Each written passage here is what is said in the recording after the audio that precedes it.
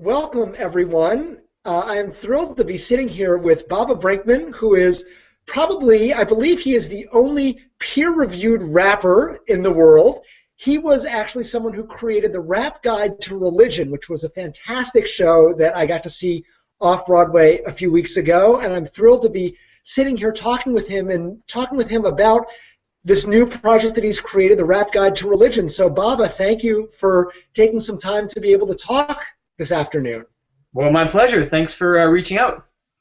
So I want to start actually with a very simple question of how did you get interested in this topic, into the subject? What drove you to explore the origins of religion scientifically through a rap lens?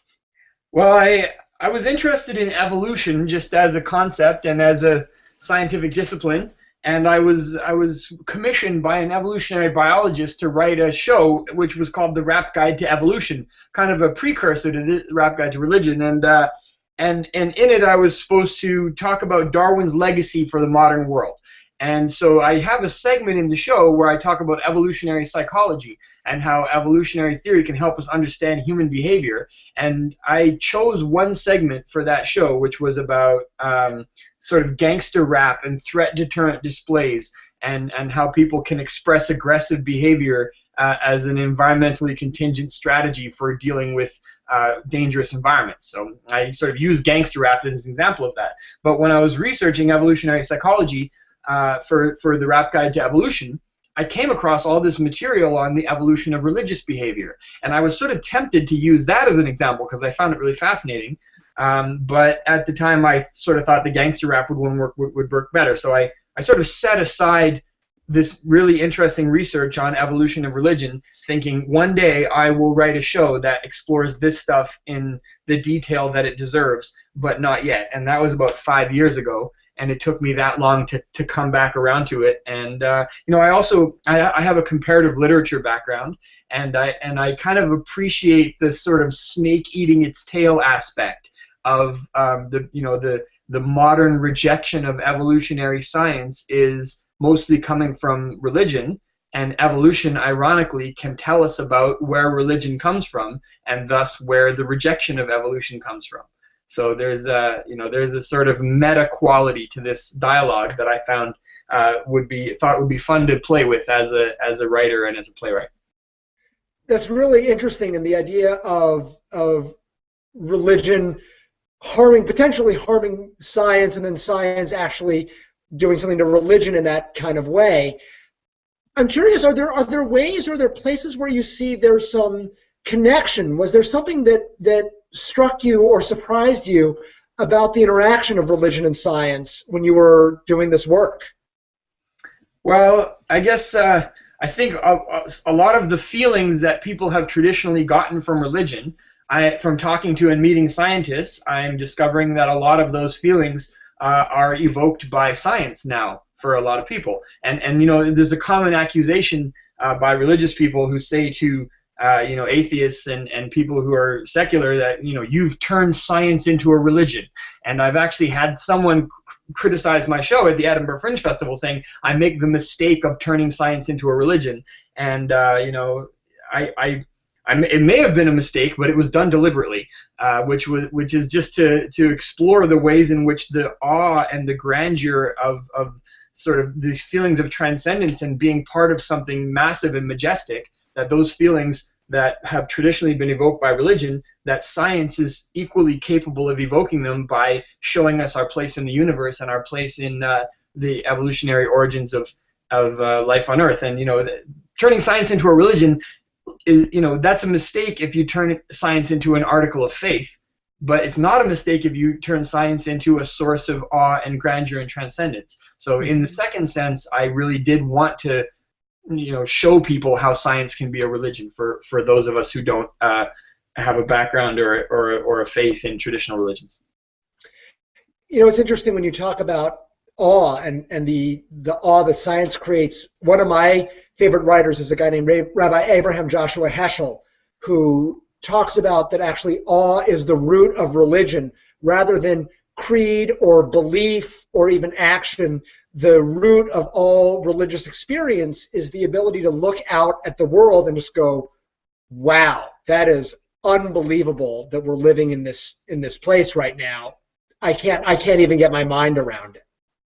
I would agree that that's probably the case, but I would nuance when you say the root of religion. I would say that's probably where the founding of many faiths come from. But I wouldn't agree that that's the root of religious experience, because I think a lot of people, read their scriptures and go to their weekly rituals and say their prayers and profess belief without actually experiencing awe and connection to those religious activities on a daily basis. I think I think maybe the roots of each religion that begins, you need the awe to create a sort of charismatic sense of transcendence to get followers believing in the first place. But then once that's launched, it tends to fall into a more mundane, organizing people's lives so that they have a linchpin or a touch point for their sort of meaningful experiences. And I see the sort of functionalistic and utilitarian elements of religion as sort of more core to why it exists and why it is the way it is than the transcendent elements, even though it probably couldn't endure without the transcendent. Although what's interesting, and maybe we'll also be able to get to some of this, one of your pieces that I really loved, and is the way that you start the show, is this rap called "Religion Evolves," and the need for religion to move beyond what it currently is. And I very much agree with you on that religion as it currently is practiced is often very destructive. I, though, think that religion in a variety of ways, in practice in a variety of ways, can be very beneficial. But I think it's a question of how do we move beyond the evolution of just saying the same words over and over and over again, and evolving to be able to tap back into that sense of awe and transcendence, which to me isn't specifically religious, it's not specifically scientific, it's human, and it plays itself out in a lot of different ways. Sure, and the main bone that I have to pick with religion is the sort of truth claims, faith-based truth claims, and articles of faith, and beliefs in the supernatural that from the perspective of the scientific method and trying to verify beliefs with evidence just look like they're counterfactual, and not just counterfactual, but also lead to all kinds of tribalism and intergroup conflict and harm. So I think like religion that was shorn of its supernatural beliefs and brought to a state of just transcendence and awe and connectedness to other living things would be a beautiful thing. And some modern religions seem to be moving that way. I guess Reform Judaism looks a bit like that, and Buddhism and some forms of sort of karma yogic Hinduism, and some religions are really the articles of faith are seen as just a sideshow. But not the majority. I think the majority of all people today are either Christians or Muslims, and the true believers see articles of faith as core to their identity, and that's a real issue for the safety of the world, in my view. So, what do you hope people will walk away from your show with? Obviously, to be able to laugh and to think, which is I certainly did when I was there. But what would you love people to be able to say they've walked away and they are now thinking or feeling or doing what? Well, I guess where I want them to go depends a lot on where they started. So if a religious true believer, or someone who has a belief, has a faith in the literal truth of a scripture, or the literal truth of a supernatural being taking some meddling interest in our lives, I want that faith to be challenged by my show. I want to show them that that just like you don't need a religious explanation for why there are living things on this planet that move and act the way they move and act, and are shaped the way they're shaped. You don't need a supernatural to explain that. You don't need the supernatural to explain the existence of religion either.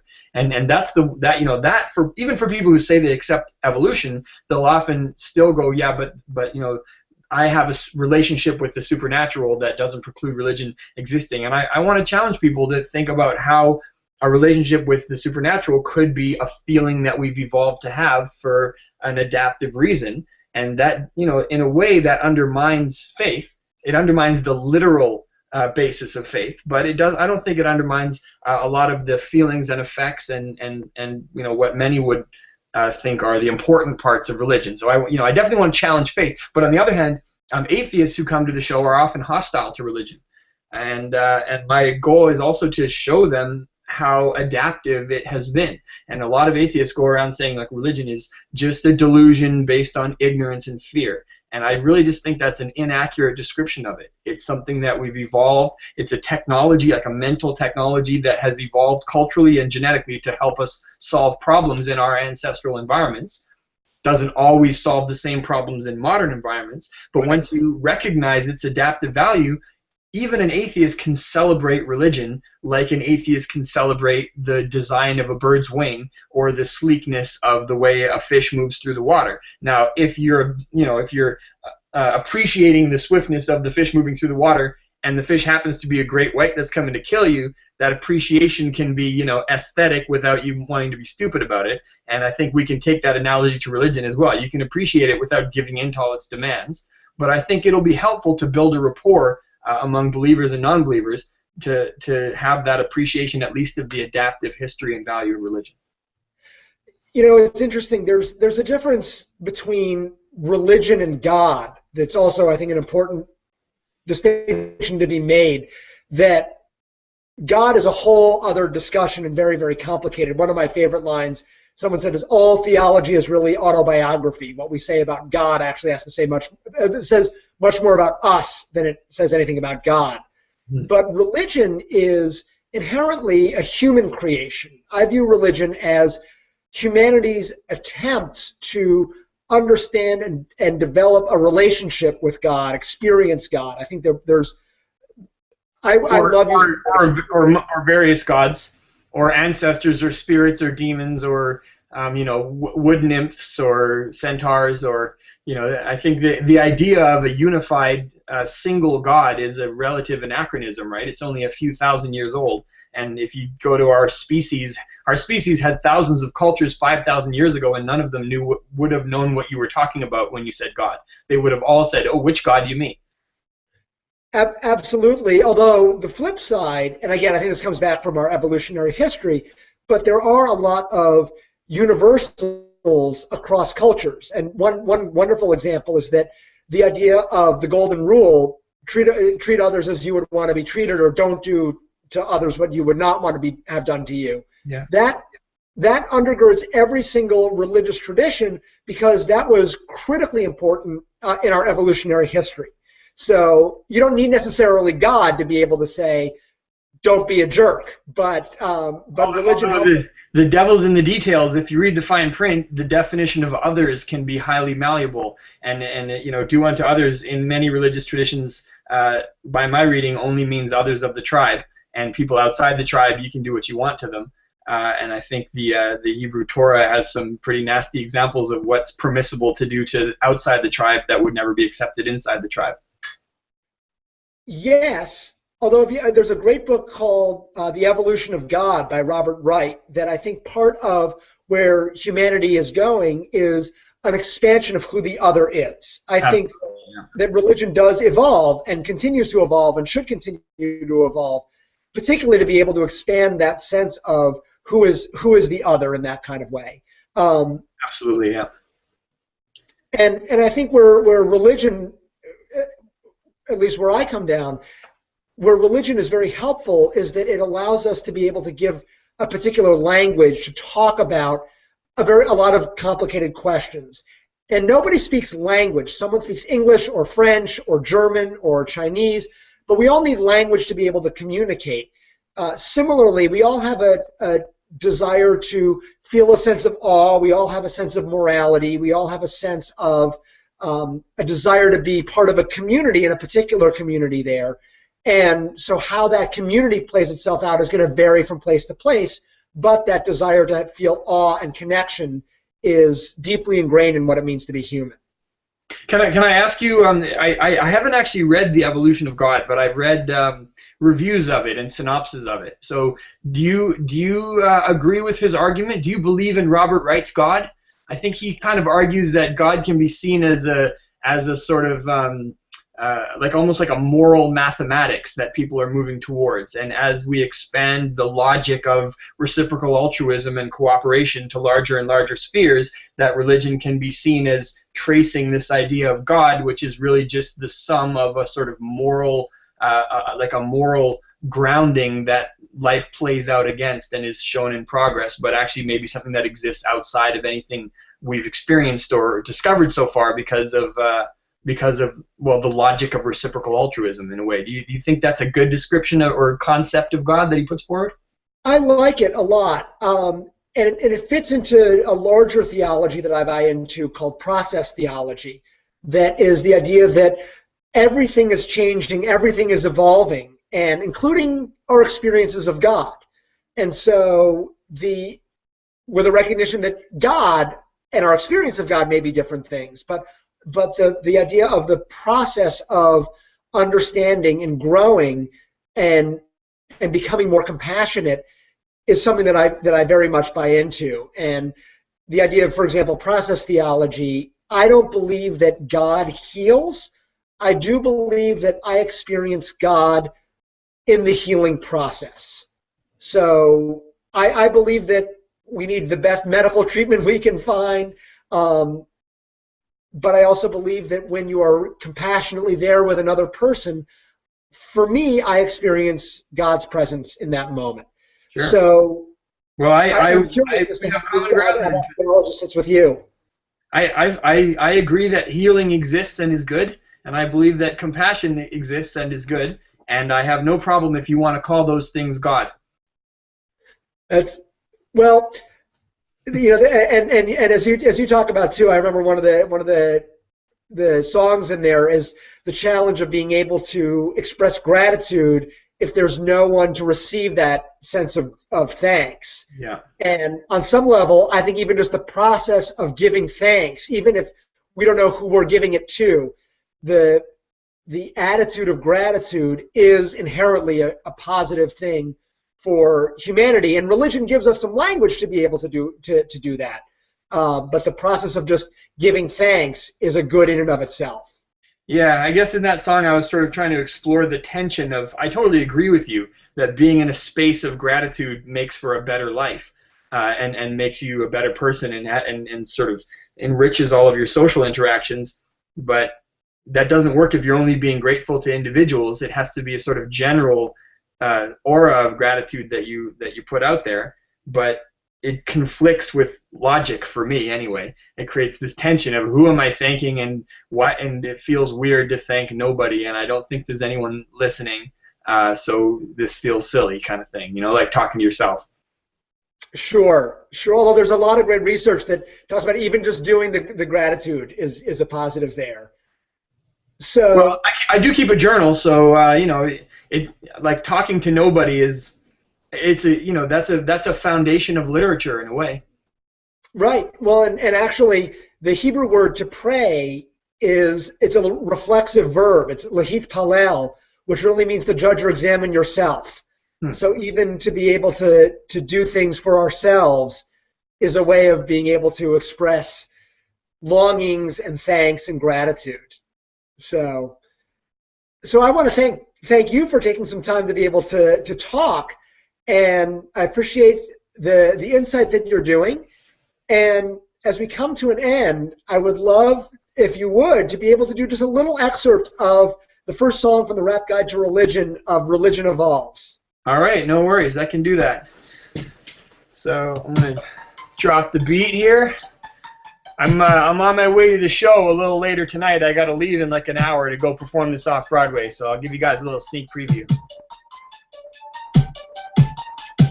I spent my whole life perplexed by religiousness, front doorstep debating with Jehovah's Witnesses. I was a teenaged empirical thinker, a spiritual seeker, obsessed with rap. I considered it lyrical research. This was the medium that I could think and speak in, flipping ridiculous figures of speech over beats like every weekend. My CD collection became my personal gospel. I was an apostle, like Thomas, wondering was it impossible to rock shows and still be thoughtful, so paradoxical, speaking in in tongues all over the drums like Pentecostals. I figured if I could master the craft, I could start a new religion, devoid of superstition, a descendant of secular humanism with the ecstatic rituals of ancient mystical shamanistical visions, except based on philosophical naturalism, which means no counterfactual claims, no supernatural, nothing reason and evidence. Truth salute the rational. In my religion, the truth is sacred, and science adjudicates it, and meditation is cool if you want to find your Buddha nature, but human nature exists too, and it's not rude to face it. Enlightenment comes when we understand how evolution shapes it, because it's a demon-haunted world. You can take it from Carl Sagan, whether Christian or pagan,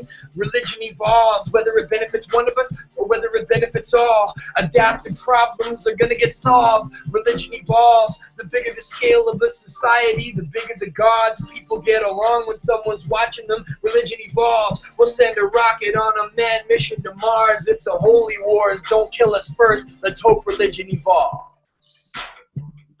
There you go. All right, thank you. I'll drop one more verse, all right? All right. My religion upon itself like an Ouroboros. Religion evolves, it adapts. Ask a biologist, a cognitive psychologist, a sociologist, an anthropologist, a behavioral ecologist. Religion is all of this. 2 or 3 new religions get founded a day. They're just like rap artists. Most of them won't be around in a decade. They all compete for space and followers and human devotion. Religion evolves because many are called but few are chosen. Approximately 10,000 religions are currently active.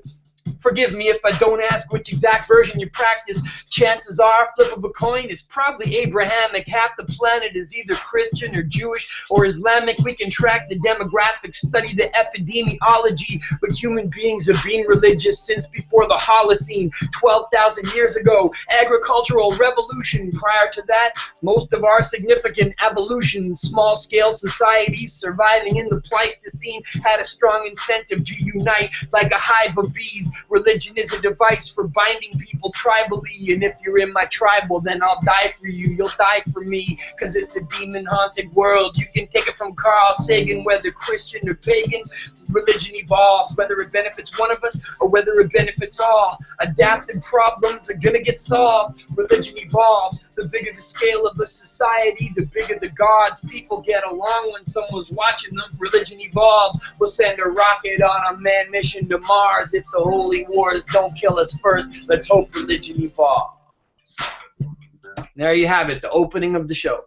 That's right. Well, I highly recommend that you go see it. It was terrific and definitely got me thinking. I'm sure it gets everyone in the audience thinking, and you're really doing a wonderful service to be able to get people thinking about this interaction of religion and science in a way that I don't know anyone else is doing. A rap guide to religion, looking at it particularly scientifically. So thank you, Baba, for the important work you're doing and for taking some time to be able to talk. All right. Well, thanks for your great questions and commentary, and I hope your readers find this stuff interesting at least. And for those who are not in New York, there's an album that you can download as well from music.bababrinkman.com, which allows you to listen to most of the songs, even if you can't see the live show. Fantastic. All right. Well, thank you very much, and thank you, Baba. All right. Cheers, Jeff. See ya.